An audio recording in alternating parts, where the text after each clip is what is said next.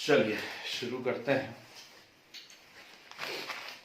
देखिए, कैटलिस्ट वाला जो पोर्शन कल हम डिस्कस कर रहे थे, तो कैटलिस्ट और उसका क्लासिफिकेशन तो हमने सीख लिया था कल, है ना। Positive catalyst, negative catalyst, auto catalyst और इंड्यूस कैटलिस्ट, चारों को देख लिया था, बढ़िया उनके एग्जाम्पल देख लिए थे। ठीक है, आज हमें सीखना है कैटालाइसिस, थ्योरीज ऑफ कैटालाइसिस, और कैटालाइसिस के बाद जो है हम लोग देखेंगे यहां पर कि कैरेक्टरिस्टिक्स क्या क्या होती है कैटालिस्ट की। तो पहले मैं काम कर रहा हूं यहाँ पे कैटालाइसिस और थ्योरी ऑफ कैटालाइसिस आपको बता दे रहा हूं, और उसके बाद जो है फिर हम लोग कैरेक्टरिस्टिक्स को अलग से डिस्कस करते हैं। ठीक है, तो कैटालाइसिस में पहली जो कल हम लोग बात कर रहे थे, वैसे थोड़ा थोड़ा सा डिस्कशन हमने ऑलरेडी किया हुआ था, that is homogeneous catalysis and second one is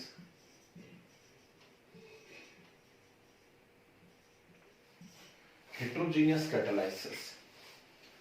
अब homogeneous catalysis means क्या था, है ना। जो बच्चे थे कल क्लास में उनको अभी भी क्लिक कर रहा होगा, क्योंकि बहुत ज्यादा गैप नहीं हुआ है, 12 घंटे हुए होंगे मुश्किल से। तो homogeneous catalysis से मतलब क्या था कि रिएक्टेंट एंड कैटलिस्ट की फिजिकल स्टेट कैसी है, सेम है। रिएक्टेंट एंड कैटलिस्ट, प्रोडक्ट से हमें कोई लेना देना नहीं, वो कैसी फिजिकल स्टेट में है उससे हमें मतलब नहीं है। रिएक्टेंट और कैटलिस्ट की फिजिकल स्टेट यदि सेम है तो हम ऐसे कैटालाइसिस को क्या बोलते हैं, होमोजीनियस कैटालाइसिस बोलते हैं। जैसे एक बेस्ट एग्जांपल हमारे पास है lead chamber process. Lead chamber process के अंदर क्या हो रहा है, SO2 और O2 रिएक्ट कर रहे हैं, प्रेजेंस है NO की, और यहां पर बन रहा है SO3। ठीक है ना। तो इसमें जो फर्स्ट रिएक्टेंट है वो गैस है, सेकंड रिएक्टेंट भी गैस है, और कैटलिस्ट भी कैसा है, गैस है। Means it is one of the best example of homogeneous catalysis. ठीक, एस्टर का हाइड्रोलाइसिस मान लीजिए आप कर रहे हैं। एस्टर का हाइड्रोलाइसिस यदि आप कर रहे हैं, CH3CO C2H5 प्लस H2O। ठीक, प्रेजेंस आपने यहां पर एसिड की ली हुई है, लाइक H2SO4 की। तो H2SO4 की प्रेजेंस में जब आप एस्टर का हाइड्रोलाइसिस कर रहे हैं तो क्या बनने वाला है यहां पर, CH3COOH प्लस C2H5OH। आइए नहीं बात समझ, ठीक है ना। तो ये जो है यहां पर CH3CO C2H5, ये एस्टर लिक्विड है, वाटर भी लिक्विड है, और सल्फ्यूरिक एसिड भी कैसा है, लिक्विड है। Means it is another example of homogeneous catalysis. Clear है बात, ठीक है ना। तो फिजिकल स्टेट रिएक्टेंट और कैटलिस्ट की देख लीजिए, यदि रिएक्टेंट और कैटलिस्ट की फिजिकल स्टेट सेम है तो आप उससे क्या कह देते हैं, होमोजीनियस कैटालाइसिस कह देते हैं। होमोजीनियस कैटालाइसिस का जो मैकेनिज्म है उसको समझाने के लिए, उसकी वर्किंग को समझाने के लिए एक मेथड यूज की जाती है, या एक प्रिंसिपल यूज किया जाता है, जिसे कहते हैं इंटरमीडिएट कंपाउंड थ्योरी। अब ये इंटरमीडिएट कंपाउंड थ्योरी क्या है, बोर्ड पे देखते हैं जरा ध्यान से। इंटरमीडिएट कंपाउंड थ्योरी क्या कह रही है, यहां देखिए मैकेनिज्म इसका हम डिस्कस कर रहे हैं, इंटरमीडिएट कंपाउंड थ्योरी। तो अभी अभी आप लोगों ने एग्जाम दिया हुआ है, और एग्जाम दिया है तो उम्मीद है आप लोगों ने थोड़ा पढ़ाई करके दिया होगा, और यदि पढ़ाई करके दिया हुआ है एग्जाम तो उसमें ईथर आया था, और ईथर की, डाइथाइल ईथर की एक लेबोरेटरी प्रिपरेशन थी। क्या थी डाइथाइल ईथर की लेबोरेटरी प्रिपरेशन, नाम बोलेगा कोई जल्दी से उसका, जल्दी नाम बताइए। ओहो, गजब करते हो यार। Williamson synthesis, Williamson continuous etherification, not Williamson synthesis, है ना, उसका नाम था विलियमसन कंटीन्यूअस ईथरिफिकेशन। तो इसमें क्या हो रहा था, आपने लिया हुआ था excess of ethyl alcohol, concentrated H2SO4 से रिएक्शन करवा रहे थे आप उसकी, और इससे बन रहा था C2H5O C2H5 प्लस H2O। ठीक है ना, C2H5O C2H5 बना था प्लस H2O बना था। विलियमसन सिंथेसिस अलग रिएक्शन थी और विलियमसन कंटीन्यूअस इथरिफिकेशन अलग रिएक्शन थी। ये कंटीन्यूअस इथरिफिकेशन की मैं बात कर रहा हूं, है ना। अब इस रिएक्शन के मैकेनिज्म की यदि हम बात करते हैं तो ये रिएक्शन होती कैसे है ना। तो इसके मैकेनिज्म की यदि आप बात करते हैं तो इस रिएक्शन में क्या होता है, ये जो C2H5OH है, सबसे पहले C2H5OH कंसंट्रेटेड H2SO4 से रिएक्ट करता है। ध्यान से सुनिएगा, C2H5OH means one of the reactant, good morning, one of the reactant reacts with concentrated H2SO4 और catalyst, है ना। चलो गुड मॉर्निंग हो ही गई है तो बता देता हूं, हम थ्योरी ऑफ कैटालाइसिस पढ़ रहे हैं और थ्योरी ऑफ कैटालाइसिस में होमोजीनियस कैटालाइसिस के बारे में बात कर रहे हैं। होमोजीनियस कैटालाइसिस की जो थ्योरी है वो कहलाती है इंटरमीडिएट कंपाउंड थ्योरी, ठीक है ना। अब इंटरमीडिएट कंपाउंड थ्योरी क्या कह रही है, जरा इसके बारे में बात करें तो इंटरमीडिएट कंपाउंड थ्योरी ये कह रही है कि one of the reactant react with catalyst and form what intermediate compound. कैसा इंटरमीडिएट कंपाउंड बनाता है, तो उसके लिए हम एग्जांपल ले रहे हैं यहां पर विलियमसन कंटीन्यूअस इथरिफिकेशन प्रोसेस, है ना। तो विलियमसन कंटीन्यूअस इथरिफिकेशन के अंदर क्या हो रहा है कि इथाइल अल्कोहल आपके पास है और ये इथाइल अल्कोहल जो है इससे क्या है, कंसंट्रेटेड H2SO4 की प्रेजेंस में डाइथाइल ईथर बना रहा है। समझ रहे हैं बात को, ठीक है ना। अब क्या होने वाला है, ध्यान से देखिएगा कि सबसे पहले ये जो रिएक्टेंट है ये रिएक्ट कर रहा है किससे, कैटलिस्ट से, ठीक। H पॉजिटिव और HSO4 नेगेटिव में हमने इसको तोड़ा हुआ था और यहां पर जो आपके पास बन रहा है वो है C2H5HSO4 प्लस H2O। ये क्या बना, ये बना इंटरमीडिएट कंपाउंड। क्या बना, ये इंटरमीडिएट कंपाउंड बना। और अब ये इंटरमीडिएट कंपाउंड वापस से दूसरे रिएक्टेंट से रिएक्ट करेगा। यहां दूसरा रिएक्टेंट भी कौन है, अल्कोहल ही है, तो वह अल्कोहल से रिएक्ट करेगा, ठीक। और वापस से कौन अलग हो गया, कैटलिस्ट अलग हो गया, ये कैटलिस्ट सेपरेट हो गया और आपके पास आंसर आ गया C2H5O C2H5। तो कल जो एक बात निकल करके सामने आई थी कि catalyst not participate in reaction, और मैंने कहा था ये बिल्कुल गलत बात है, कैटलिस्ट रिएक्शन में पार्टिसिपेट करते हैं, ठीक। तो इस चीज से हम उसको अच्छे से समझ सकते हैं कि कैटलिस्ट रिएक्शन में पार्टिसिपेट करते हैं। रिएक्शन में पार्टिसिपेट करके वो क्या करते हैं, इंटरमीडिएट कंपाउंड बनाते हैं, ठीक। और फिर इंटरमीडिएट कंपाउंड क्या करता है, फाइनली प्रोडक्ट बना देता है। Catalyst as it is without changing their chemical composition separate हो जाते हैं। आई या नहीं आई बात समझ में, ठीक है ना। तो ये है फर्स्ट होमोजीनियस कैटालाइसिस और उसका मैकेनिज्म, कैसे रिएक्शन होती है। सेकंड भी साथ में बता देता हूं जिससे हम एक साथ बैठ करके नोट्स बना सकें। दूसरा होता है हेट्रोजेनस कैटालाइसिस। अब हेट्रोजेनस कैटालाइसिस जो है ये थ्योरेटिकल सुनने वाली बात है, नाम से आप समझ तो गए होंगे कि क्या होने वाला है। रिएक्टेंट और कैटलिस्ट की फिजिकल स्टेट डिफरेंट है, तो रिएक्टेंट और कैटलिस्ट की फिजिकल स्टेट डिफरेंट है। 50 एग्जांपल आपके पास है। हेवर प्रोसेस को ले लीजिए, N2+3H2 और यहां पर प्रेजेंस है आयरन एंड मोलिब्डेनम की, तो आपके पास बन गया 2NH3, ठीक है। कोई और एग्जांपल ले लीजिए, ओस्टवाल्ड प्रोसेस कोई सा भी एग्जांपल जो आपके दिमाग में आता है, तो NH3+O2 प्रेजेंस है प्लेटिनम की और बन रहा है NO+H2O। ये भी इसमें हम देख रहे हैं कि रिएक्टेंट और कैटलिस्ट की फिजिकल स्टेट्स कैसी हैं, डिफरेंट हैं, ठीक। रिएक्टेंट दोनों ही केस में कैसे हैं, गैस हैं, लेकिन कैटलिस्ट जो है वो कैसा है, सॉलिड है ना। तो ये हो गया हेट्रोजेनस कैटालाइसिस। हेट्रोजेनस कैटालाइसिस की वर्किंग जो समझाते हैं उसके लिए जिस हम थ्योरी का यूज करते हैं वो कहलाती है मॉडर्न एडसॉर्प्शन थ्योरी। अब मॉडर्न एडसॉर्प्शन थ्योरी क्या कहती है उसे सुन लीजिए जरा ध्यान से। मॉडर्न एडसॉर्प्शन थ्योरी एक्चुअली दो थ्योरीज को मिला दिया गया है, उनको मिलाने से मॉडर्न एडसॉर्प्शन थ्योरी बनी। कौन कौन सी दो थ्योरीज को मिला दिया गया है, तो पहले यहां पर बनाई गई है कौन सी, आपकी इंटरमीडिएट कंपाउंड थ्योरी और एडसॉर्प्शन थ्योरी। क्या बोल रहे हैं, बहुत ही सिंपल लैंग्वेज में बता दे रहा हूं तो तुरंत समझ में आ जाएगा। आपने यहां पर क्या करा हुआ, ऊपर वाली प्रोसेस को देख लो। चलो, आपने यहां पर आयरन का यूज किया हुआ है, ठीक। और हम कम से कम 4 से 5 बार इस चीज को रिपीट कर चुके हैं कि पाउडर्ड फॉर्म में लेते हैं आप कैटलिस्ट को या पोरस फॉर्म में लेते हैं, जिससे उसका सरफेस एरिया जो है वो कैसा रहे, मैक्सिमम रहे। पढ़िए ये बात हम लोगों ने, है ना। तो मान लीजिए हमारे पास एक कोई कंटेनर है, उस कंटेनर के अंदर आपने नाइट्रोजन और हाइड्रोजन गैस भरी हुई है, वो रिएक्ट कर रही है, अमोनिया बना रही है, ठीक है। अब हमने वहां पर क्या करा, कैटलिस्ट डाल दिया। कौन सा कैटलिस्ट डाल दिया वहां पर आपने, आयरन। याद रखना, catalyst can not initiate a reaction. ऐसा नहीं हो सकता कि नाइट्रोजन हाइड्रोजन भरी हुई है, वो कुछ नहीं कर रही है, और जैसे ही हमने आयरन वहां पर डाला तो उन्होंने क्या कर दिया, अमोनिया बनाना चालू कर दिया।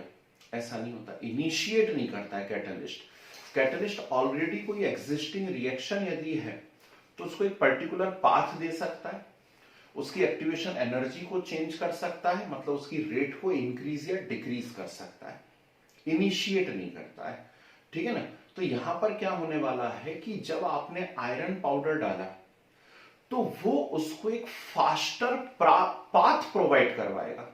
क्या बोला मैंने, उसको रिएक्शन को एक फास्टर पाथ प्रोवाइड करवाएगा ऑफ लो एक्टिवेशन एनर्जी, ठीक। तो ये क्या करता है, मान लीजिए ये आयरन की सरफेस आपके पास है, तो इस आयरन की सरफेस के ऊपर आकर के नाइट्रोजन और हाइड्रोजन क्या होने लगते हैं, एड्सॉर्ब होने लगते हैं, चिपकने लगते हैं, ठीक, इस प्रकार से। तो ये नाइट्रोजन और हाइड्रोजन आकर के क्या हुए, उस सरफेस के ऊपर एड्सॉर्ब हुए एड्सॉर्ब होने के बाद क्या करते हैं, ये उस सरफेस के ऊपर बनाते हैं इंटरमीडिएट कंपाउंड, ठीक है ना। इंटरमीडिएट कंपाउंड बनाने के बाद क्या होता है, वो इंटरमीडिएट कंपाउंड न्यू रिएक्टेंट से रिएक्ट करता है, न्यू रिएक्टेंट से रिएक्ट करके क्या बना देता है, प्रोडक्ट। और फिर प्रोडक्ट जो है अपनी वैलेंसी सेटिस्फाई हो जाने के कारण इस कैटलिस्ट की सरफेस को छोड़ देते हैं, और कैटलिस्ट की सरफेस को छोड़ करके किस फॉर्म में आ जाते हैं, प्रोडक्ट फॉर्म में आ जाते हैं, और कैटलिस्ट की सरफेस पे से रिलीज हो जाते हैं।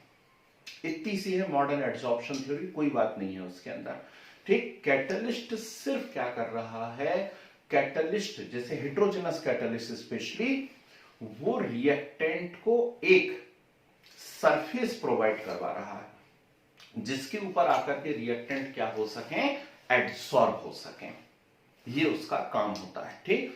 यदि आपने पढ़ लिया हो मेटलर्जी वाला पोर्शन या फिर ट्रांजिशन मेटल्स आपने पढ़े हो, है ना, तो ट्रांजिशन मेटल की बहुत बड़ी खासियत होती है कि ट्रांजिशन मेटल्स के अंदर वैकेंट या हाफ फिल्ड डी ऑर्बिटल्स होते हैं।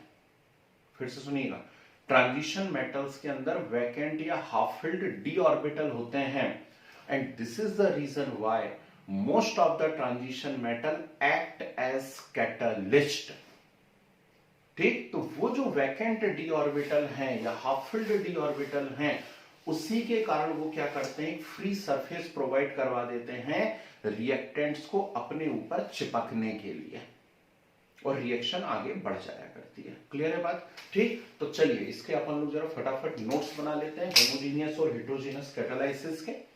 कल जो एग्जांपल मैं लिखवा चुका हूं, कोशिश करेंगे वो ज्यादा रिपीट ना हो, कुछ 2-3 नए एग्जांपल्स आ जाएं, ठीक है ना। तो हेडिंग डली है आपके पास, नहीं डली है तो डाल दीजिए, कैटालाइसिस। रिएक्शन हो रही है इंटरमीडिएट कंपाउंड वाली, सर ये सिंगल स्टेप है कि डबल स्टेप? इंटरमीडिएट वाली, yes sir. Double step, single step कैसे हो पाएगी? यदि इंटरमीडिएट कंपाउंड बहुत कम लाइफ टाइम के लिए बन रहा है ना, जैसे आपने पढ़ा SN2 मैकेनिज्म के अंदर हो रहा है, यदि SN2 मैकेनिज्म के अंदर हो रहा है तो फिर कोई बात ही नहीं है, तो फिर उसको हम एक सिंगल स्टेप ले लेंगे, है ना।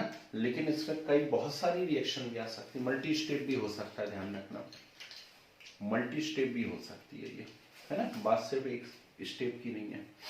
चलिए कैटालाइसिस हेडिंग लगी होगी, उसमें जो अभी एक वो आया था डायज़ोनियम सॉल्ट वाली रिएक्शन आई थी, उसमें तो सर NOH में सिंगल स्टेप नहीं बन रही थी, H2 में भी सिंगल स्टेप नहीं बन रही थी, H2 में पे सोडियम फिनोक्साइड बन रहा था, उसके बाद H2 बन रहा था, पहले एसिडिफिकेशन हो रहा था उसका, तो वही तो डबल स्टेप रिएक्शन थी, तो सिंगल स्टेप में क्यों कंसीडर किया गया उसको? नहीं तो उसमें ट्रांजिशन स्टेट बनी होगी ना बेटा। ट्रांजिशन स्टेट यदि बनी हुई है तो ट्रांजिशन स्टेट बहुत कम टाइम के लिए बनती है ना। ट्रांजिशन स्टेट बहुत बहुत छोटे टाइम ड्यूरेशन के लिए बनती है, तो उसको एक अलग स्टेट कंसीडर नहीं किया जाता है ना। लेकिन ये जो स्टेट यहां पर बन रही है, तो मेरा सिर्फ ये कहना है कि जरूरी नहीं है सिंगल स्टेप हो, ये मल्टी स्टेप में भी काम हो सकते हैं। इंटरमीडिएट कंपाउंड बना है, फिर इंटरमीडिएट कंपाउंड दूसरे रिएक्टेंट से रिएक्ट कर रहा है। मैक्सिमम टाइम इंटरमीडिएट कंपाउंड बहुत शॉर्ट या बहुत छोटे हाफ लाइफ पीरियड वाले होते हैं, है ना। लेकिन यदि मान लीजिए लंबी रिएक्शन भी है तो भी हम कुछ कर नहीं सकते उसके अंदर। अरे बस समझ में, ठीक है ना। तो इसीलिए ये मल्टी स्टेप भी हो सकती है, और मान लीजिए ट्रांजिशन स्टेट बनी हुई है तो सिंगल स्टेप भी हो सकती है, ऐसा है, ठीक है। यस। चलो क्या बोल रहा था मैं, कैटालाइसिस लिखिए, the chemical reactions in which catalyst involve are called catalysis, having following two types.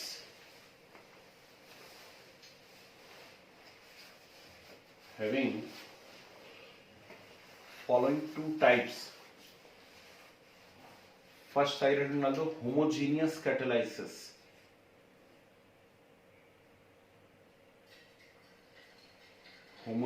catalysis. देखिए, when physical state of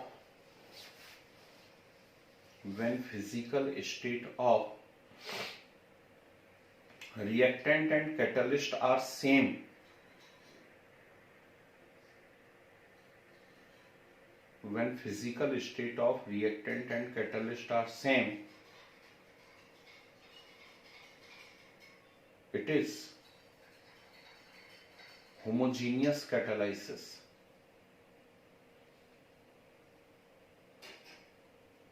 It is homogeneous catalysis. ठीक, एग्जाम्पल लिखते चलना फटाफट।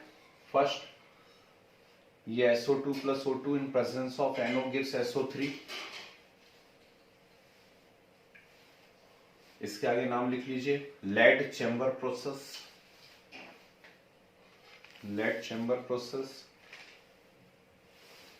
नेक्स्ट एक को लिखो, CO plus O2 in presence of NO, CO plus O2 in presence of NO gives CO2,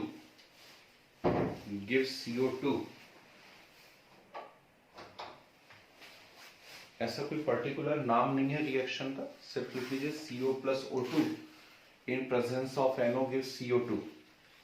next, O3 plus O या O3 plus O2 जैसा लिखना, O3 plus O लिखो, nascent oxygen. O3 plus O in presence of NO and Cl2,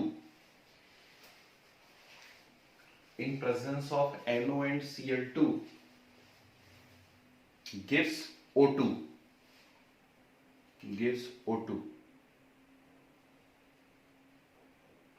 ठीक है। Next, H2O2 in presence of I negative,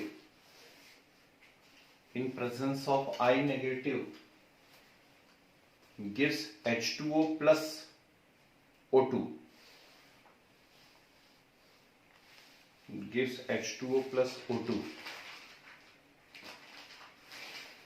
Next, hydrolysis of ester, ये reaction CH3CO C2H5 plus H2O,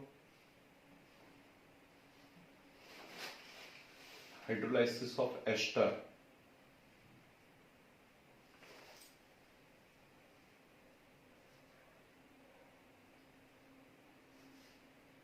next, inversion of cane sugar, याद है, भूल गए? Inversion of cane sugar बोलूं या लिख लोगे? C12H22O11, C12H22O11 plus H2O, presence H2SO4 की,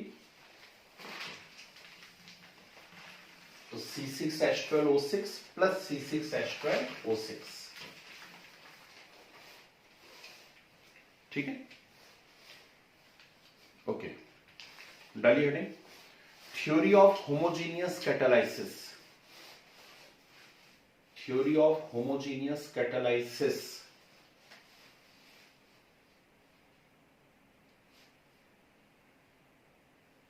लिखो, it is known as intermediate, it is known as intermediate compound theory, it is known as intermediate compound theory.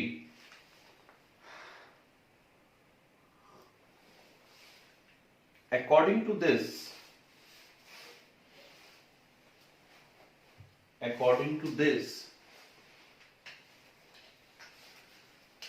catalyst first react with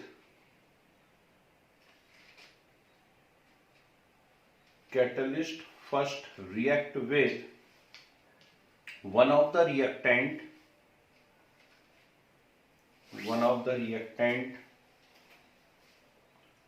and form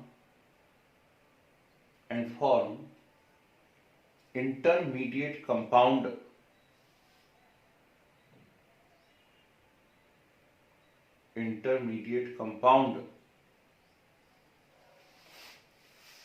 the formation of intermediate compound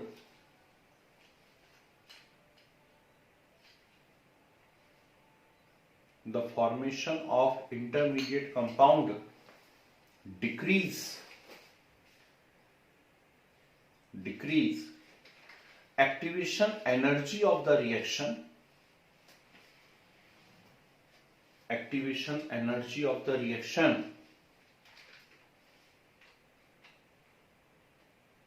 that's why increase rate of reaction,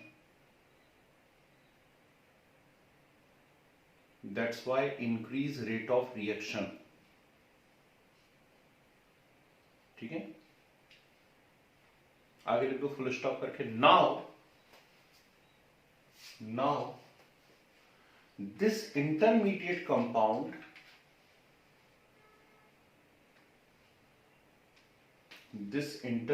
compound react with another reactant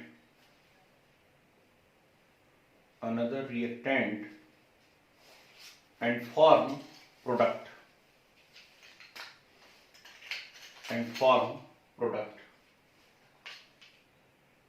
ठीक है।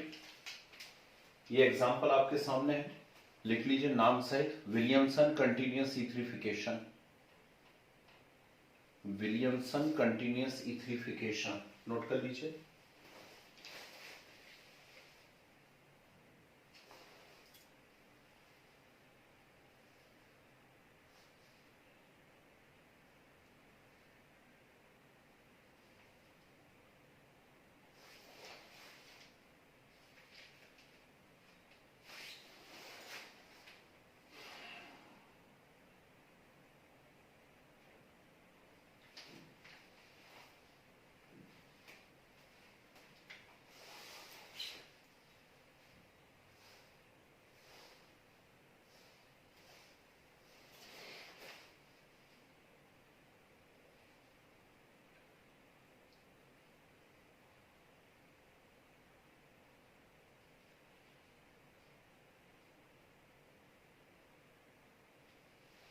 Okay,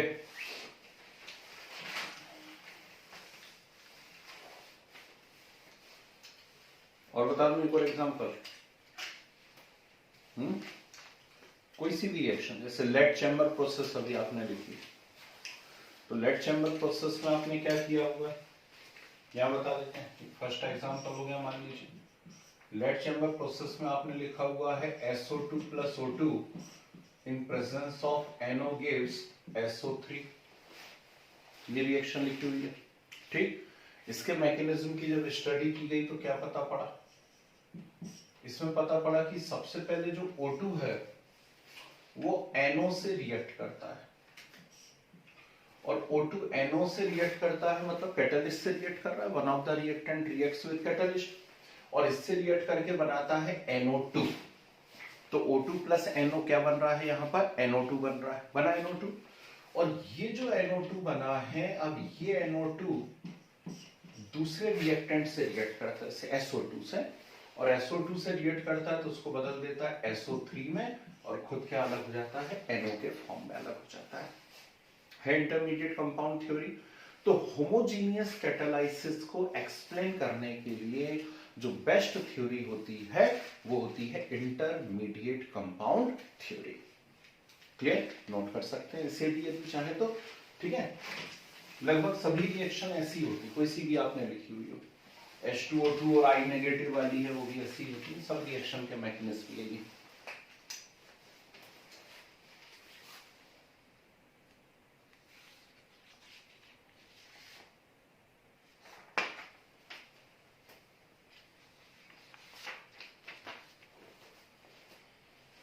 चलो heterogeneous catalysis, come on।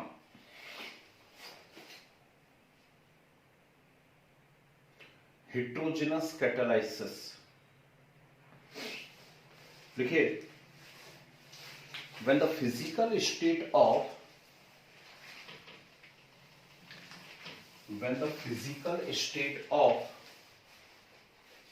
reactant and catalyst are different,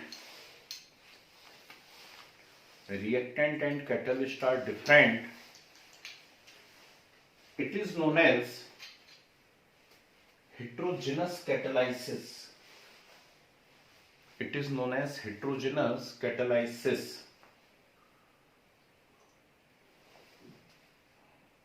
first example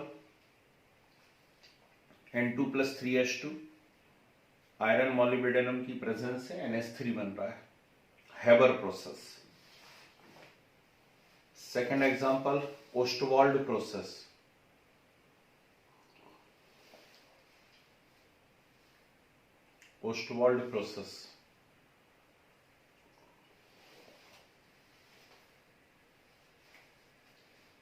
एक और लिख लीजिए, CO plus H2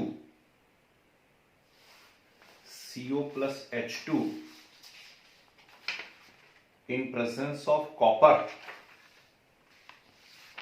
gives HCHO, formaldehyde बन रहा है, ठीक है ना जी। एक और लिख लीजिए। नेक्स्ट वो अपनी contact method SO2 plus O2 in presence of platinum gives SO3,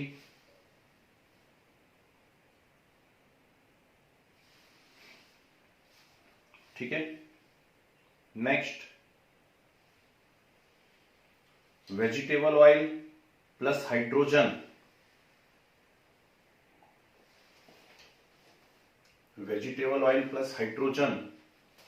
in presence of nickel क्या बनेगा, वेजिटेबल घी बनेगा। Vegetable oil plus hydrogen nickel की प्रेजेंस में दे रहे हैं वेजिटेबल घी, बढ़िया। हेडिंग आ रही है, theory of heterogeneous catalysis.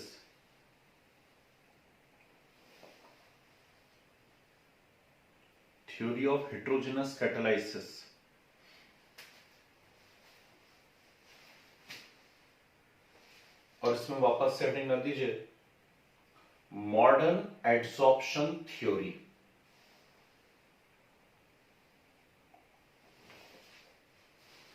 Modern adsorption theory.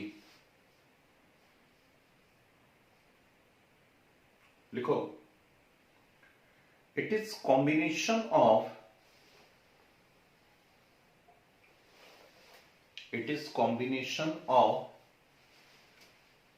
intermediate compound theory. It is combination of intermediate compound theory and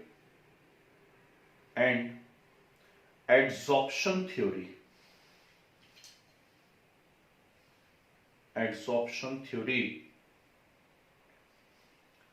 And according to this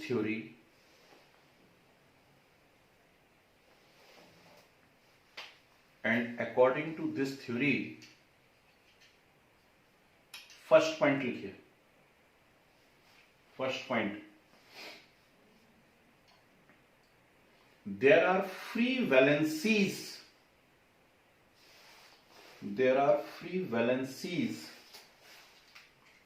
present on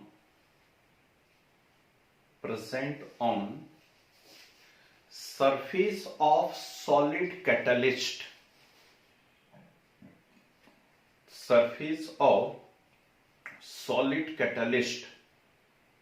small bracket में लिख लीजिए metal.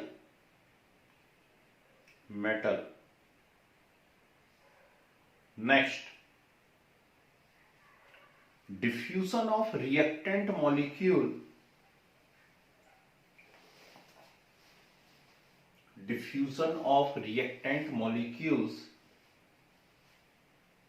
takes place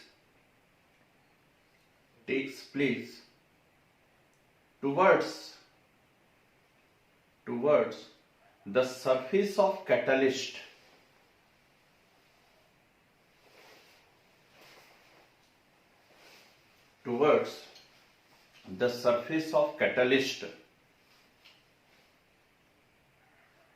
Next, adsorption of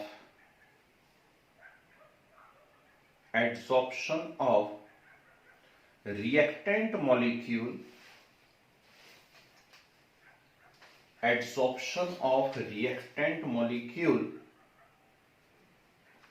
on the surface of catalyst,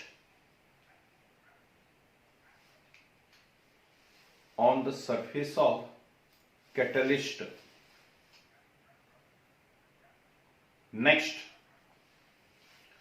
occurrence of chemical reaction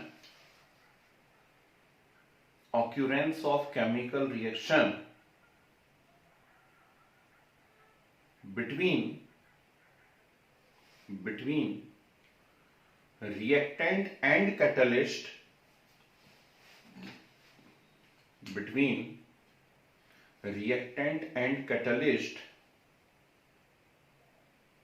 forming an intermediate compound.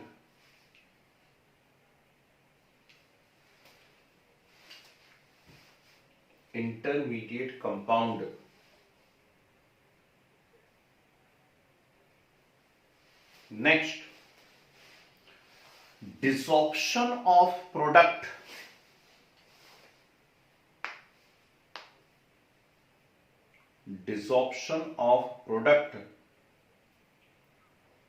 from surface of catalyst. Desorption of product from surface of catalyst.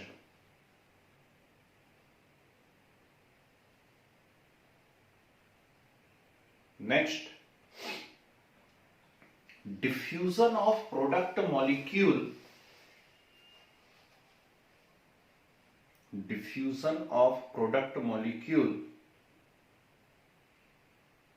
away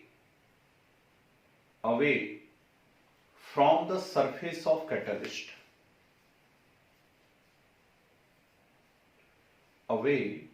the surface of catalyst. ठीक है, तो ये है भाई modern adsorption theory. Actually पहले adsorption theory बताई गई थी हेटेरोजेनस कैटालाइसिस को एक्सप्लेन करने के लिए, और फिर उसके बाद एक नई थ्योरी वापस से इंट्रोड्यूस की गई जिसमें इंटरमीडिएट कंपाउंड थ्योरी और दोनों को मिला दिया गया। ओके ठीक, चलिए हेडिंग डाल दीजिए तुरंत, कैरेक्टरिस्टिक्स ऑफ कैटलिस्ट। हेडिंग डालिए कैरेक्टरिस्टिक्स ऑफ कैटलिस्ट।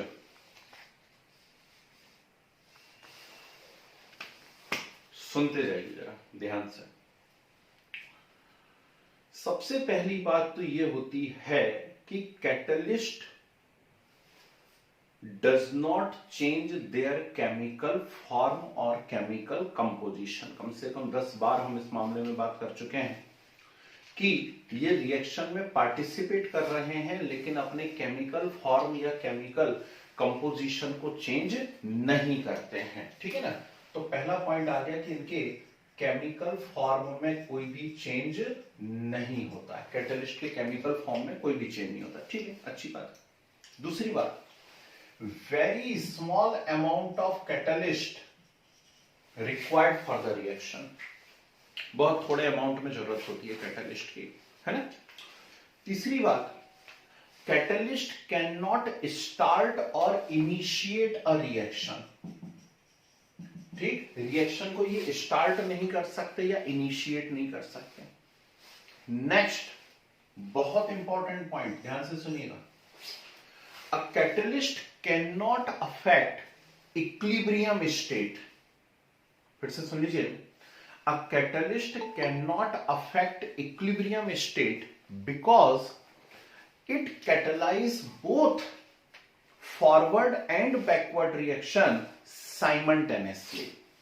फिर से बोल के बताऊं, कहीं कोई इक्विलिब्रियम यदि स्टेब्लिश हो गया है, N2+3H2 रिवर्सेबल 2NH3, तो यहां पे जो आपने कैटलिस्ट डाला हुआ है आयरन, अब वो कुछ नहीं कर पाएगा, उसके हाथ में कुछ नहीं रह गया है।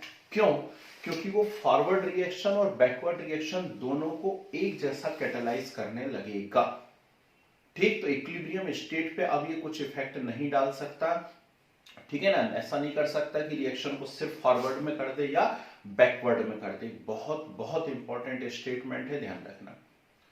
ठीक है, तो ये फॉरवर्ड और बैकवर्ड दोनों के लिए ही किसके जैसा काम कर रहा है, कैटलिस्ट के जैसा काम कर रहा है। क्लियर? नेक्स्ट, एक बहुत ही इंपॉर्टेंट पॉइंट आता है इसमें, that is activity of catalyst. Activity of catalyst से क्या मतलब होता है, ध्यान से सुनिएगा।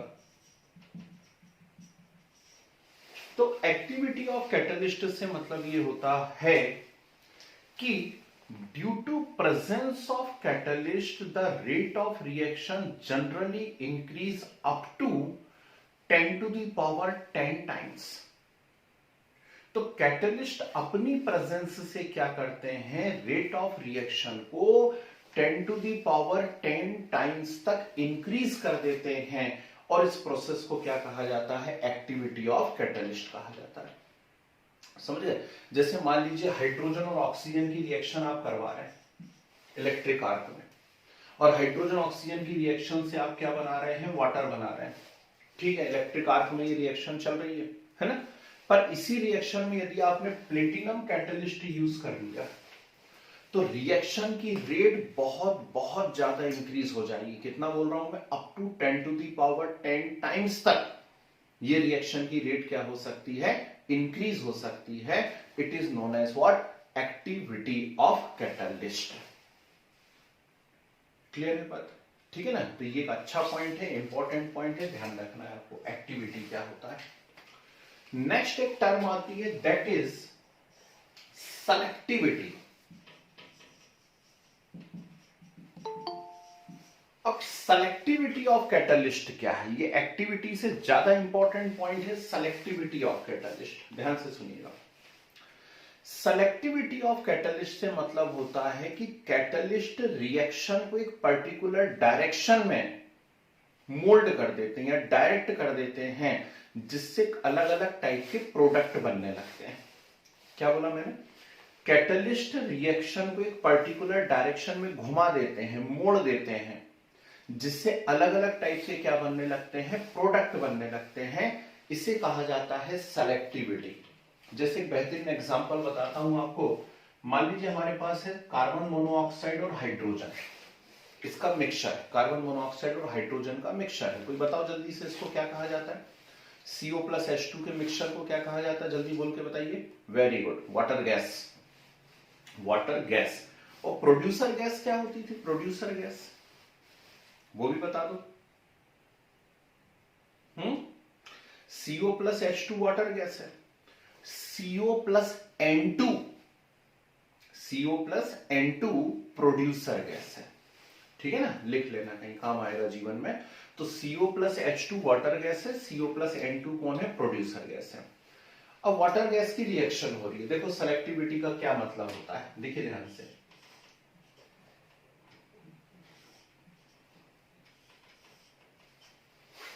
यहां पर पहला मैंने कैटलिस्ट लिया, मान लीजिए कॉपर, ठीक है।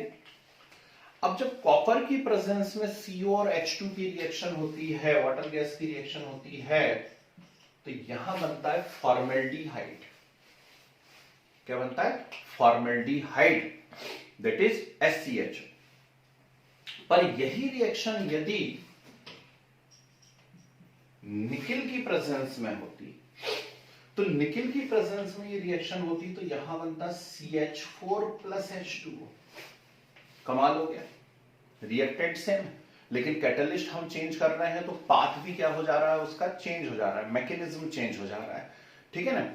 और यदि यहां पर मैं ले लेता CuZNO, कॉपर ZNO, साथ में Cr2O3, ठीक है, Cr2O3, ये यदि हमने यहां पर ले लिए, तो अब क्या होता है? तो अब यहां पर बनता है मेथेनॉल। ठीक, देखिए रिएक्शन एक ही थी रिएक्शन एक ही, लेकिन क्या हो रहा है इसके अंदर? अलग अलग टाइप के यदि आप कैटलिस्ट यूज कर रहे हैं, तो प्रोडक्ट भी आपके पास कैसे आ रहे हैं? डिफरेंट आ रहे हैं। ठीक है ना।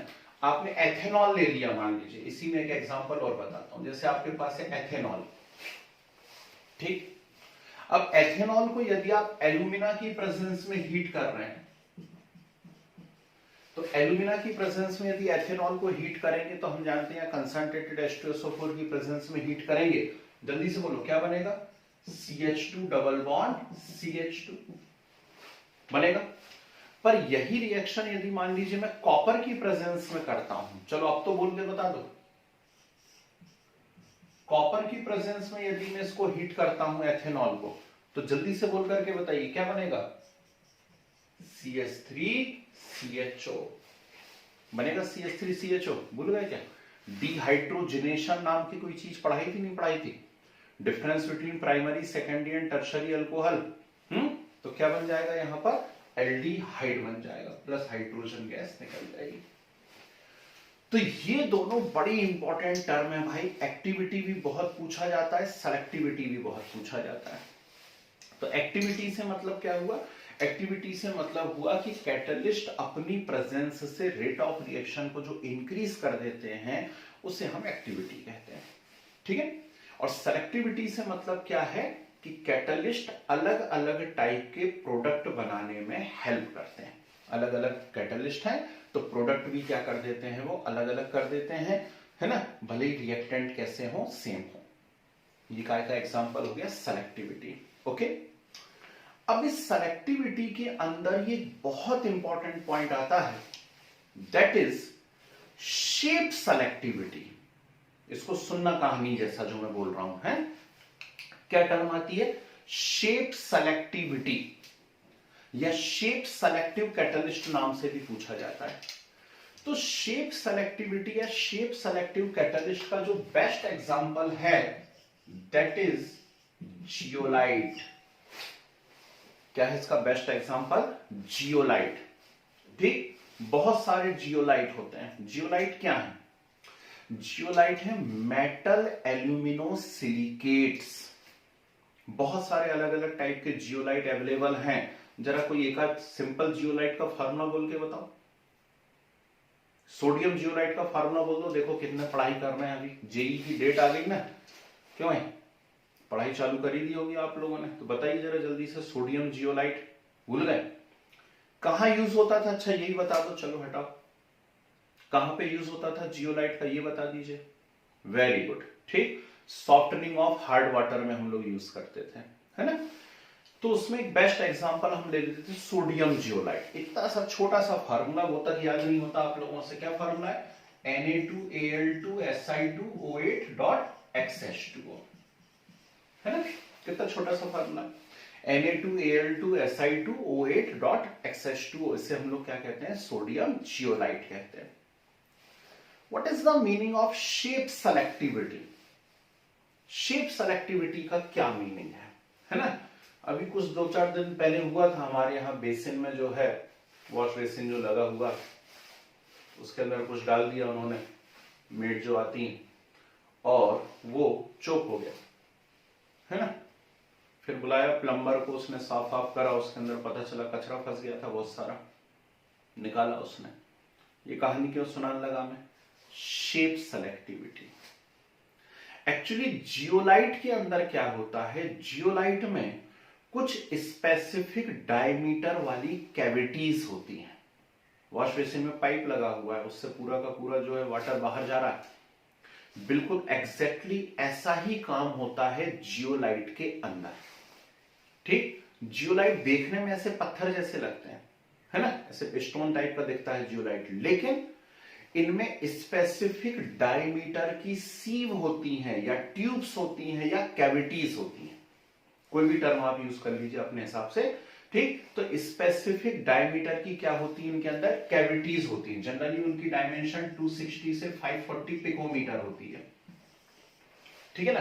तो ऐसी ट्यूब्स होती हैं, पतली पतली ऐसी बहुत सारी क्या रहती है, इनके अंदर ट्यूब्स रहती हैं। अब इन ट्यूब्स के अंदर क्या होता है कि रिएक्टेंट, स्पेसिफिक साइज वाले रिएक्टेंट ही इन ट्यूब्स के अंदर एंटर कर सकते हैं। ट्यूब के अंदर वो घुसे, अंदर जाकर के क्या हो गए, यहां पर फंस गए। फंसने के बाद उनके बीच में रिएक्शन हुई, रिएक्शन से क्या बने, प्रोडक्ट बने, और वो प्रोडक्ट दूसरी तरफ से क्या हो, बाहर निकल रहे। इतनी छोटी सी बात है, सोचो ये तक नहीं कर पाते बच्चे, है ना। नाम से आंसर याद रखो ना, शेप सेलेक्टिविटी मतलब कैटलिस्ट का कोई एक ऐसा स्पेसिफिक शेप है जिसके कारण वो अपने अंदर रिएक्टेंट को क्या कर ले रहा है, फंसा ले रहा है ना। और वो स्पेसिफिक शेप काय का है, उस कैटलिस्ट के अंदर जो कैविटीज हैं उनका है। तो उससे वो क्या कर रहा है रिएक्टेंट को अपने अंदर फंसा ले रहा है, ठीक। फिर रिएक्टेंट आपस में रिएक्ट कर रहे हैं, क्या बना दे रहे हैं, प्रोडक्ट बना दे रहे हैं, प्रोडक्ट दूसरी तरफ से बाहर निकल जा रहा है, ठीक है। So best example for shape selective catalyst is zeolite. बहुत सारे अलग अलग टाइप के जियोलाइट होते हैं भाई, बहुत सारे अलग अलग टाइप के जियोलाइट होते हैं। एक बेस्ट एग्जांपल मैंने आपके सामने लिखा हुआ है, सोडियम जियोलाइट। ऐसी एक और जियोलाइट होता है, उसको शॉर्ट फॉर्म में कहा जाता है ZSM5, ठीक। ये भी बहुत फेमस जियोलाइट है। जियोलाइट साइज ऑफ कैविटी या मॉलिक्यूलर साइज जो है वो 5 है ना, मतलब ऐसी डायमेंशन वाला कोई जियोलाइट है। और इसका यूज क्या होता है, ठीक। ये इंपॉर्टेंट क्वेश्चन है, दोनों इंपॉर्टेंट है। सोडियम जियोलाइट भी आपसे पूछेंगे और ZSM5 का यूज पूछेंगे, ठीक। तो ZSM5 का यूज क्या है? इसका यूज है एल्कोहल को गैसोलिन में कन्वर्ट करना, ठीक है। क्या बोलते हैं सब, क्या करते हैं इससे हम, जो बायोफ्यूल वगैरह आजकल बन रहे हैं ना, ठीक। तो ये एल्कोहल से गैसोलिन बनाने का काम करता है। गैसोलिन मतलब नहीं मालूम होगा बहुत से बच्चों को, पेट्रोल की बात कर रहा हूं मैं, ठीक। तो एल्कोहल से पेट्रोल बनाने का काम करता है ये जियोलाइट। आई इतनी सारी कहानी समझ में। तो क्या करते हैं हम, ज्यादातर टाइम छोड़ देते हैं, यार कैटलिस्ट में क्या रखा है, सड़ा सा तो है कैटलिस्ट, है ना, देख लो सड़ा सा है, 2 दिन हो गए कैटलिस्ट ही चल रहा है अपना, ठीक। Positive, negative, auto, induce, homogeneous, heterogeneous, ठीक। उसके बाद कैटलिस्ट की कैरेक्टरिस्टिक तो सबसे ज्यादा इंपॉर्टेंट लग रही है, जितना अभी तक पढ़ा उनसे ज्यादा इंपॉर्टेंट तो ये पॉइंट लग रहे हैं, है ना। तो क्या क्या बताया मैंने आपको कि केमिकल फॉर्म चेंज भी करते हैं अपना, बहुत स्मॉल अमाउंट में उनकी रिक्वायरमेंट होती है, स्टार्ट भी कर सकते हैं रिएक्शन को। इसके बाद क्या बताया मैंने, यहाँ पे इक्विलिब्रियम पे इफेक्ट नहीं डालते हैं, रेट को बहुत ज्यादा इंक्रीज कर देते हैं, एक्टिविटी कहलाती है। अलग अलग कैटलिस्ट अलग अलग प्रोडक्ट बनाते हैं सेम रिएक्टेंट के साथ, इसको हम क्या कहते हैं, सेलेक्टिविटी। फिर इसी के अंदर एक टर्म आती है शेप सेलेक्टिविटी। ठीक है, नेक्स्ट 2 पॉइंट और सुनने पड़ेंगे अभी तो आपको मेरे मुंह से। एक होता है कैटेलिटिक प्रमोटर और एक होता है कैटेलिटिक पॉइजन। ठीक, अब कैटेलिटिक प्रमोटर क्या बोला है और कैटेलिटिक पॉइजन क्या बोला है ना। तो कैटेलिटिक प्रमोटर से मतलब क्या है, कई बार बात कर चुके हैं। कैटेलिटिक प्रमोटर से मतलब ऐसे सब्सटेंस हैं जो खुद तो कैटलिस्ट नहीं है, खुद तो कैटलिस्ट नहीं है, लेकिन फिर भी अपनी प्रेजेंस से कैटलिस्ट की एक्टिविटी को क्या कर देते हैं, इंक्रीज कर देते हैं।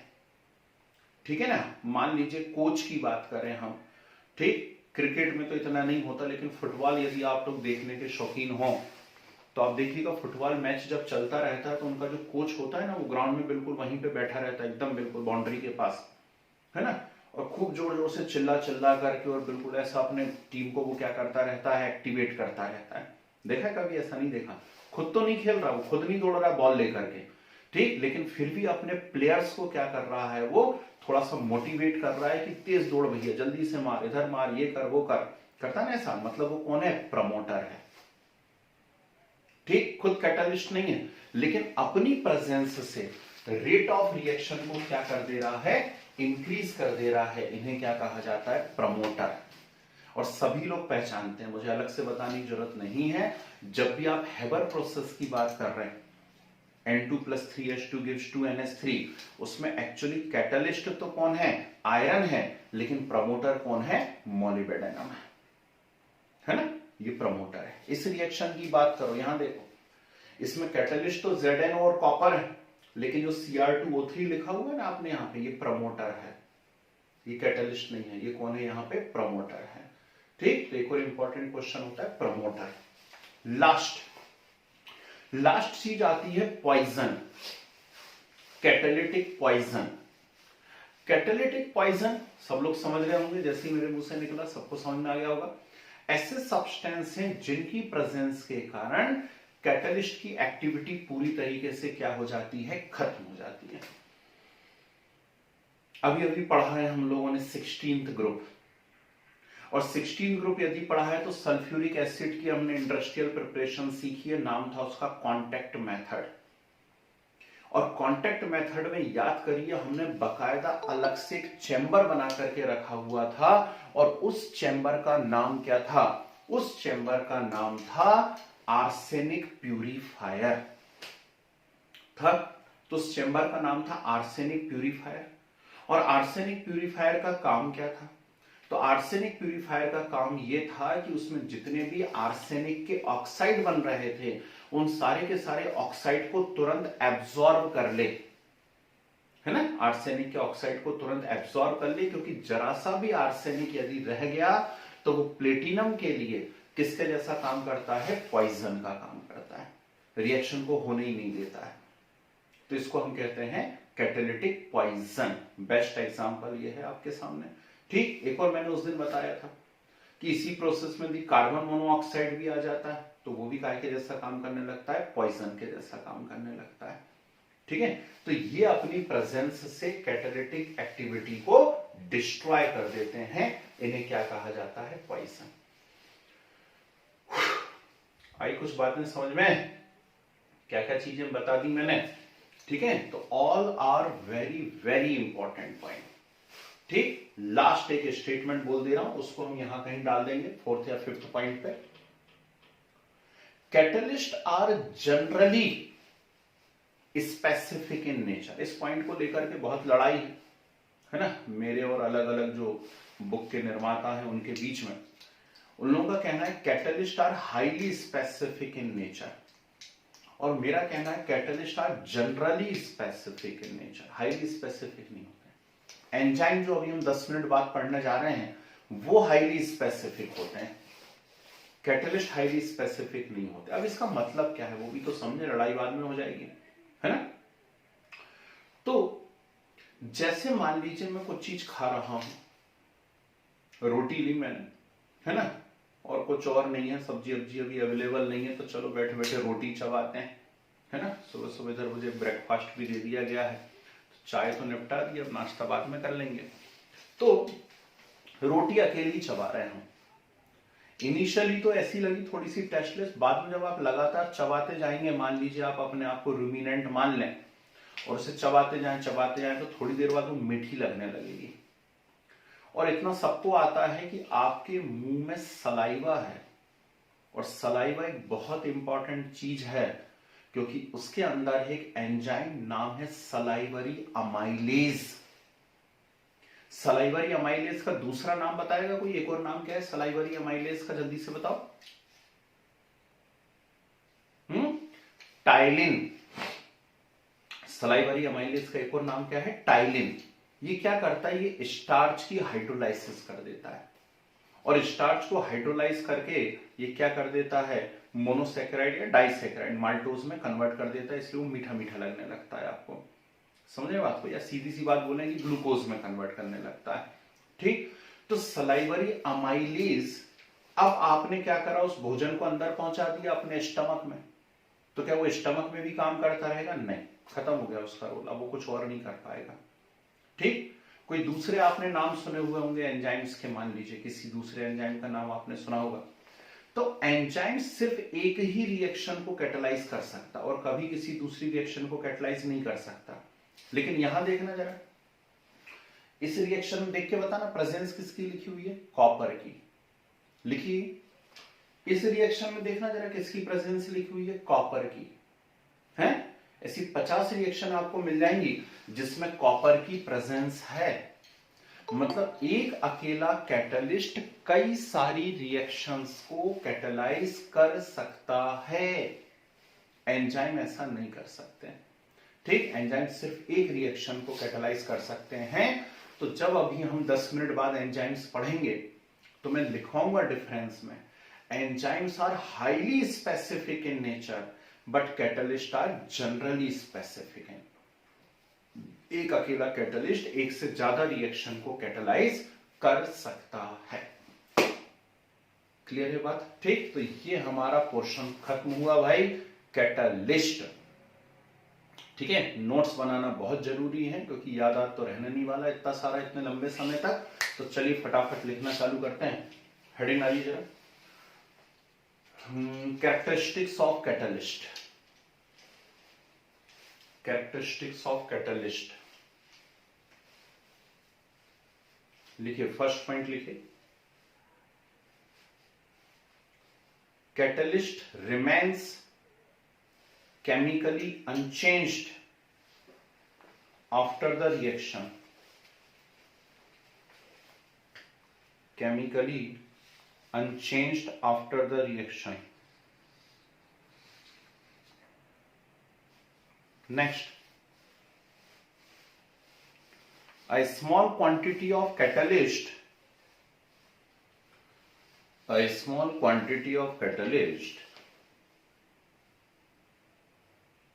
is generally sufficient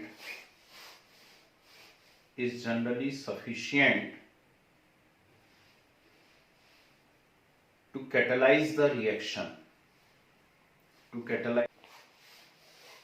ठीक है। Next, catalyst cannot initiate the reaction. Catalyst cannot initiate the reaction.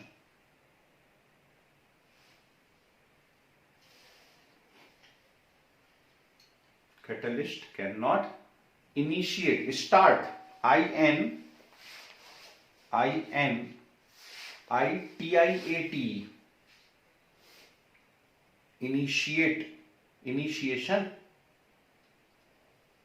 initiate the reaction. Next, catalyst is generally specific in nature.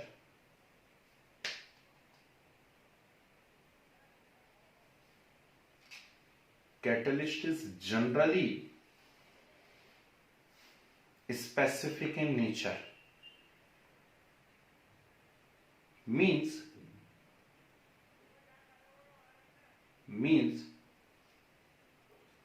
a substance act as a catalyst. Substance act as a catalyst for a particular reaction. For a particular reaction cannot catalyze many reaction या other reactions. Cannot catalyze other reaction.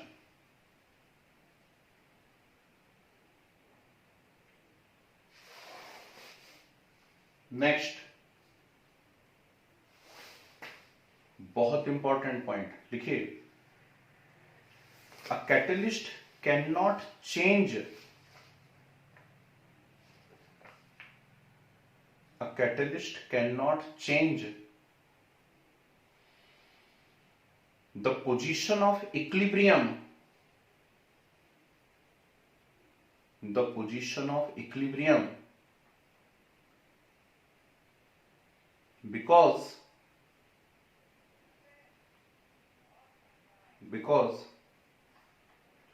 it catalyze both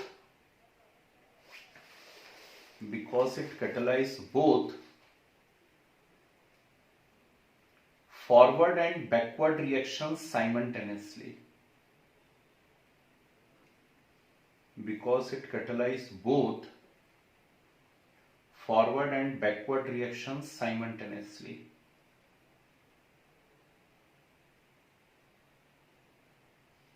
ठीक है. Next heading डाल के, catalytic promoter.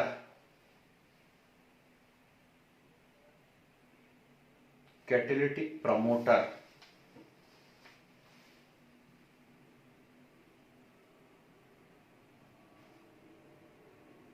लिखिए, substances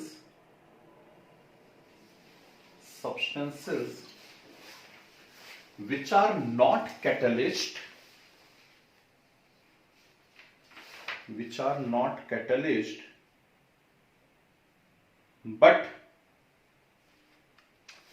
but increase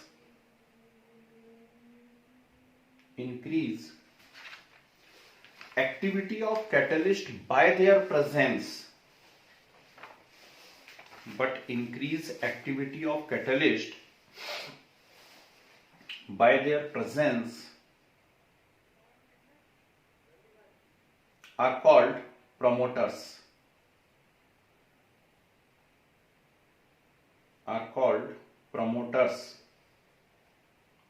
Or activators.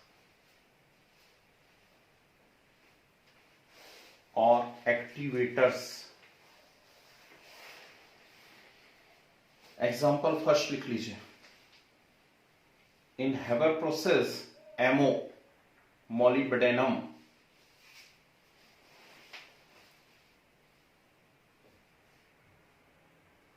In Haber process MO molybdenum. ठीक है जी. एक ये वाली रिएक्शन लिखना, CO plus H2 presence ZNO copper and Cr2O3. तो Cr2O3 को रेड कर लेना या फिर ऐसा एक सर्कल बना के उसके ऊपर P लिख दीजिए. मतलब यहां पे Cr2O3 कौन है? प्रमोटर है.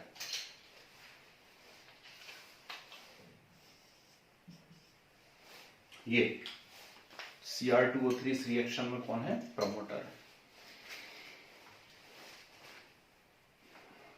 ठीक है, बढ़िया. चलिए, हेडिंग डाली, कैटेलिटिक पॉइजन. कैटेलिटिक पॉइजन लिखिए, substances which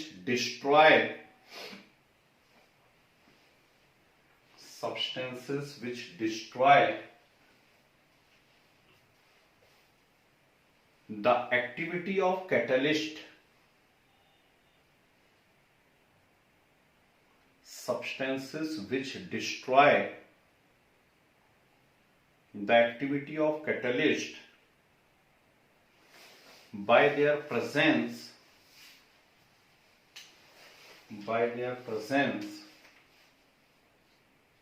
are called poison,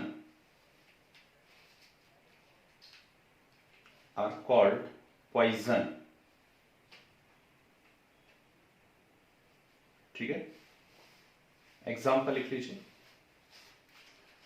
AH2O3 arsenic oxide, AH2O3 is poison for platinum in contact method.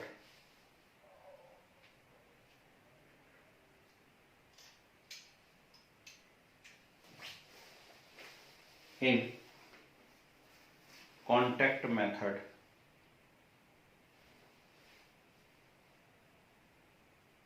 Next, CO carbon monoxide or H2S, CO or H2S is poison for iron,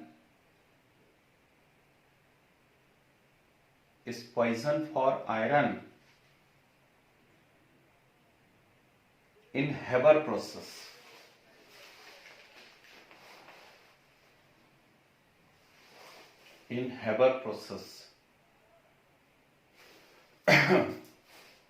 next, एक example ऊपर लिखना था, कोई बात नहीं। CO carbon monoxide also act as poison for platinum.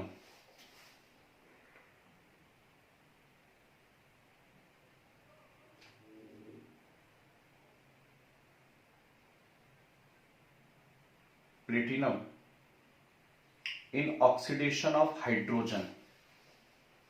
कहीं बताई थी ना, ये है जैसे H2+O2, इसमें प्लेटिनम की प्रेजेंस है। यदि यहां कार्बन मोनोऑक्साइड आ जाएगी तो इसके लिए वो काय का काम करेगा, पॉइजन का काम करेगा। इन ऑक्सीडेशन ऑफ हाइड्रोजन, ठीक है, बढ़िया। तो कैटालिटिक प्रमोटर हो गया, कैटालिटिक पॉइजन हो गया। बड़ी खुशी की बात है ये तो, सुबह सुबह हो गया। डालिए नहीं, एक्टिविटी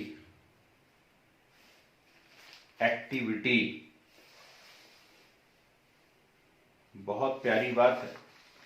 लिखिए, the capacity of catalyst to increase, the capacity of catalyst to increase the rate of chemical reaction. The capacity of catalyst to increase the rate of chemical reaction is activity.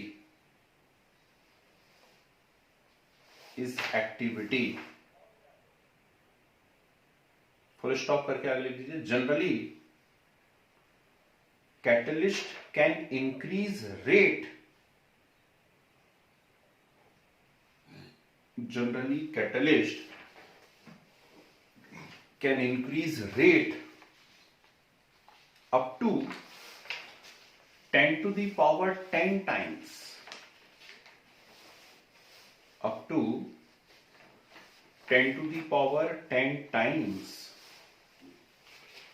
Catalyst can increase rate up to 10 to the power 10 times. लिख ही लो इस example को, H2+O2 platinum की presence में H2O। क्यों लिखवा रहा हूं? क्योंकि नॉर्मली यदि होगी रिएक्शन तो ये होती रहती है, लेकिन जैसे ही प्लेटिनम डालोगे तो एकदम एक्सप्लोजन होने लगते हैं भयंकर, और बहुत तेजी से क्या होने लगता है, वाटर फॉर्मेशन चालू हो जाता है। यह है एक्टिविटी।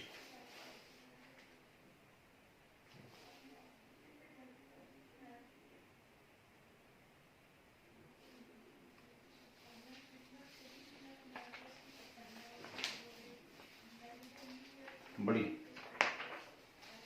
चलिए नेक्स्ट हाइड्रोजन वाली सेलेक्टिविटी। सबसे इंपॉर्टेंट पॉइंट, सेलेक्टिविटी लिखे, the ability of catalyst, the ability of catalyst to direct, the ability of catalyst to direct the reaction, the ability of catalyst to direct the reaction to form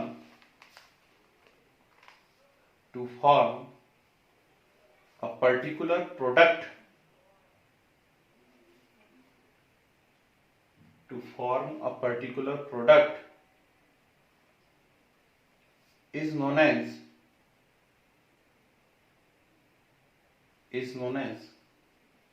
selectivity, is known as selectivity। जी, ये example यहां से और ये example यहां से, मतलब catalyst change कर रहे हो तो प्रोडक्ट चेंज हो जा रहा है, इसको हम कह रहे हैं सेलेक्टिविटी। ठीक है,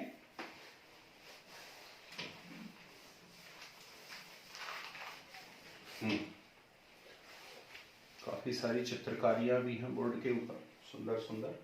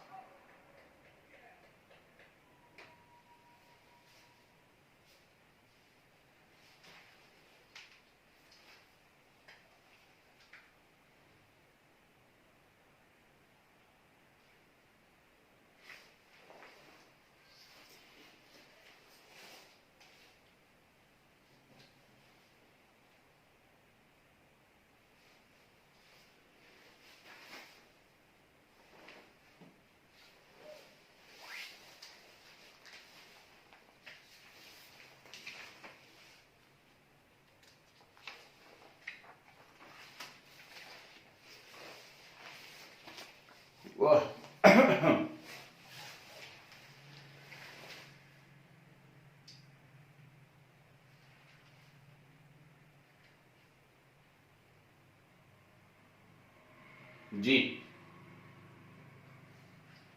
बोले वैसा,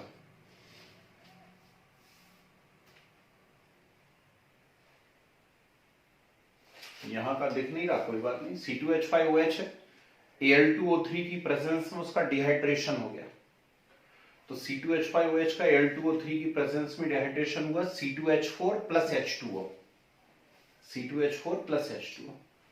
और सेम रिएक्शन कॉपर की प्रेजेंस में यदि हुई तो CH3CHO प्लस H2।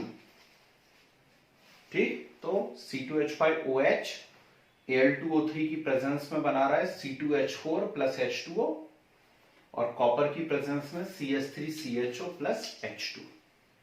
यह है सेलेक्टिविटी। ओके, तो इसमें लास्ट साइड हेडिंग मान लीजिए, shape selectivity. Shape selectivity,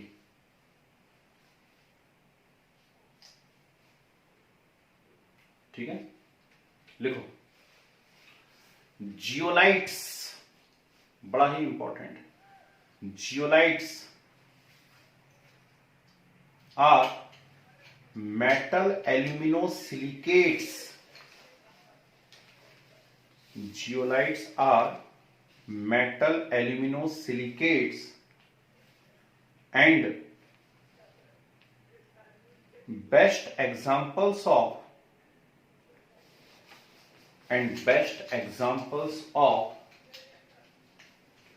shape selective catalysis,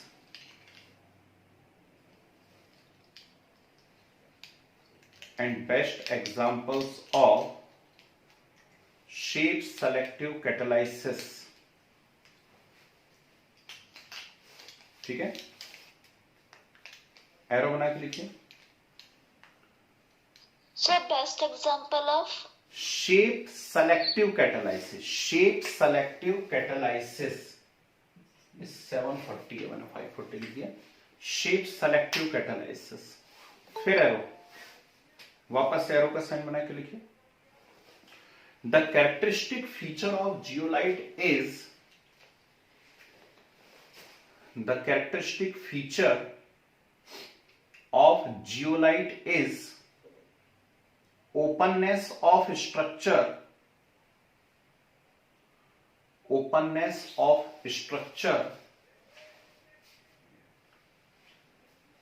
which permits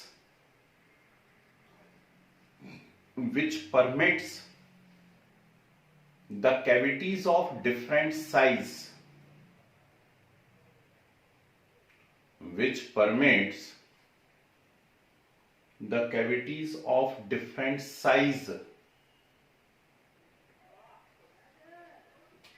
ठीक है।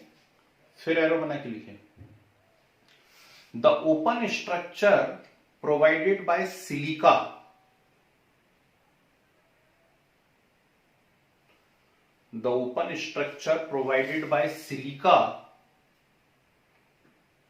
in which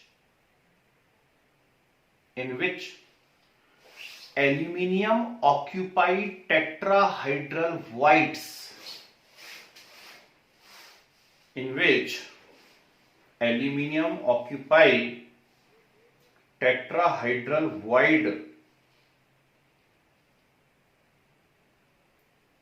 ठीक है। वापस से एरो का साइन बना के लिखिए, the selectivity of zeolite depends on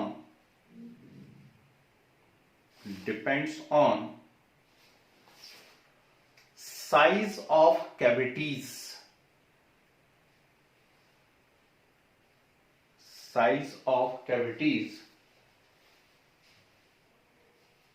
generally having diameter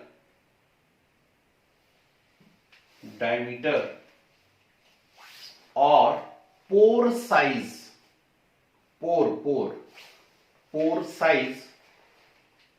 260 to 740 picometer, 260 to 740 picometer, ठीक है। फिर एरो बना के लिखिए, these cavities permit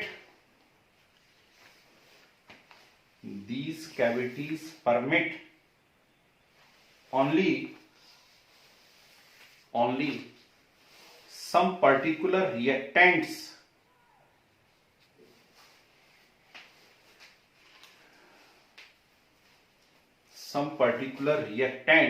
to enter, which finally form product,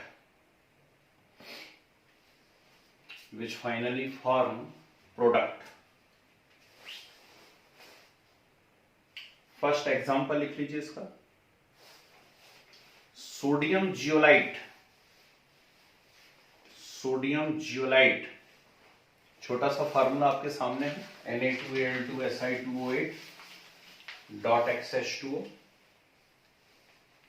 ठीक। क्या करते हैं इसको, used for softening of hard water,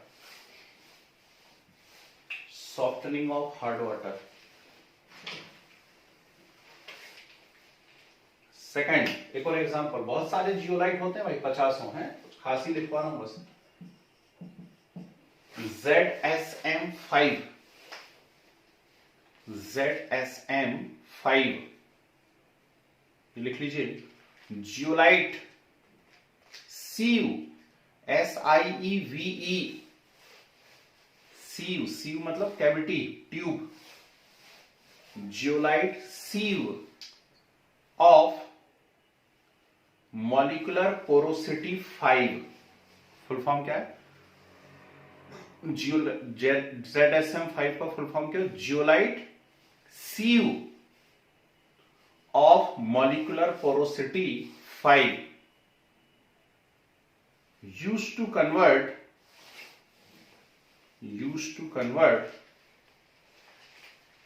alcohol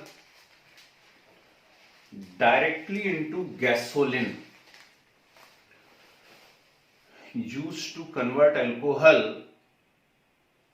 directly into gasoline. ठीक है, बढ़िया, फिनिश।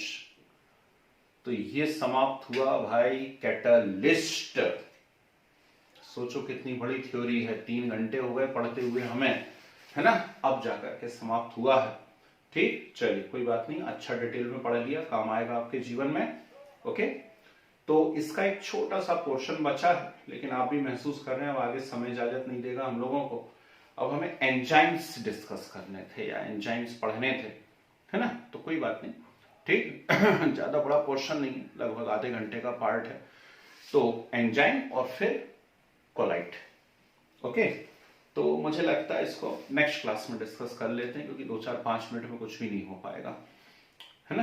तो आप इतना पार्ट रेडी कर लीजिए, संडे के टेस्ट के लिए तैयार रहिए। जितना पढ़ा दूंगा उतना पूरा पोर्शन देने वाला हूं, ठीक है ना। चलो जाओ, नाश्ता करो बढ़िया तरीके से। न्यूमेरिकल किस प्रकार के बनेंगे? किसमें? इस चैप्टर में न्यूमेरिकल? Yes sir. नहीं, इसमें काय को न्यूमेरिकल बनेगी? न्यूमेरिकल